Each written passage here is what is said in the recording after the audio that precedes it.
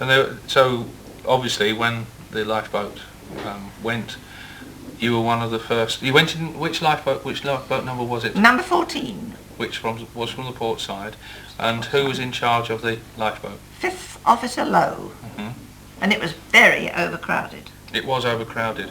Now that's something that's subsequently been, I think, would have come up in the inquiry, that many of the lifeboats actually left. There's too few people. Too few people. So when we were away from the ship, he called all the 5th officer called all the boats together. Yes. And transshipped some of us, 2 into this lifeboat and 4 into that and 1 into that and 3 into that. And during that time I got separated from my mother, which was absolutely terrifying. I didn't know until the next day on board the Carpathia where my mother was. Yes. Whilst waiting for the lifeboat to be lowered, was there a general feeling that nothing had happened?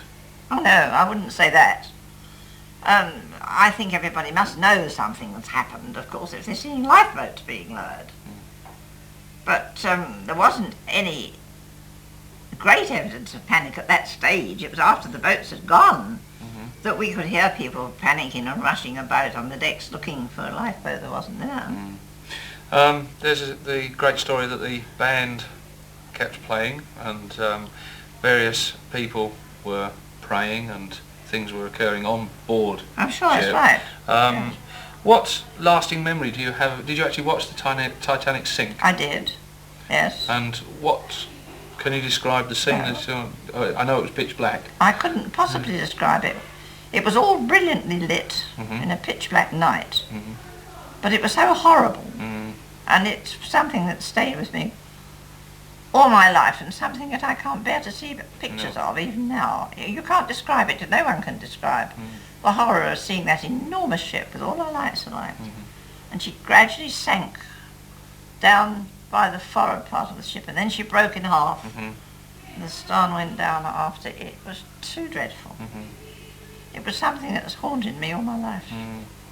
The rescue, you said that you were in a boat to start off with, where there were too many people. You were switched to another lifeboat, lost your mother. Yes. How long were you, I know it's very difficult in time-wise, but maybe as regards, was it getting light before you were actually rescued, or was it light? It was light when the boat that I was in drew level with the Carpathia. It was the last boat to be rescued. I don't know what the number of that one was. I only know the number of the one I started off in. Yes, it was quite light. And how did you find your mother on board when you arrived, or was she picked up later? Or not. She'd been aboard some time. She was in a boat that was earlier than ours. But I didn't find her for a long time, because you've got about 700, the approximate number, of people taken aboard a very small ship that was already full, and everybody running about looking, as she was looking for me and I was looking for her, and it was a long time before I found her. Aboard the Carpathia, was there a general feeling then of shock, obviously, loss, and or relief at actually being? That word doesn't describe it. How would you describe it then? I can't describe it. Nobody can. Was there a general feeling of relief in some respects that you'd actually survived, or? Well, I suppose so. I mean, that's a silly question, really, isn't it? If you're near to drowning and you see a ship sink like that, you must, small as I was, feel terribly relieved that you're all right. And for the older folk, it must have been an even greater feeling, because they had more sense of knowing what had happened. Yes.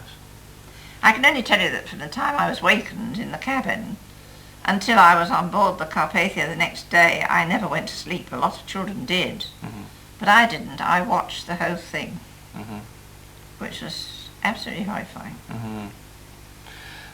So, in the time taken, obviously, to return to New York, as the Carpathia duly did, when you berthed at New York, were you were obviously kept with your mother? Oh yes. All the time. Yes. Indeed. And what happened when you got to New York then? We were received by a tremendous company of people who gave us clothing and who helped us and sort of various things for us.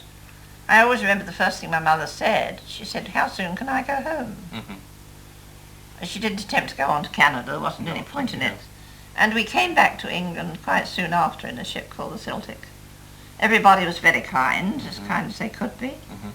But of course it was quite horrifying. When did you learn of your father's death? Well, I didn't learn of my father's death. My father said goodbye and put me in a lifeboat, and that was the end of the matter. I never heard any more about it. So, Neither did anybody else. So you accepted that he actually had gone down with it? Yeah. I had to.